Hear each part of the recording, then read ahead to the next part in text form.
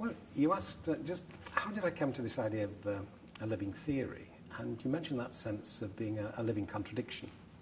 And that started me off in, it was 1971, 72, and I was head of a science department. And the inspector had given me one of a few cameras in London to experiment with.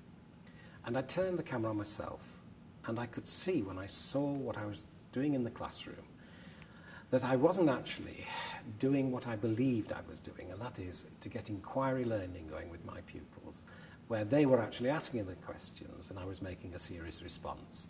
What the video showed me, and it was highly embarrassing for me to see this, was that I was actually giving them all the questions. There wasn't one time when a child had come with a genuine question and I'd actually responded. So that, in terms of living contradiction, was right at the beginning of my understanding of what I needed to focus on. And then I developed the idea of a living theory from the work of this Soviet logician called Edward Ilyenko, who, at the end of his book on dialectical logic, asked the question, if an object exists as a living contradiction, what must the thought be that expresses it? Because he, again, with the influence of Aristotelian logic, knew that the dominant form of the Western Academy eliminated contradictions from correct thought.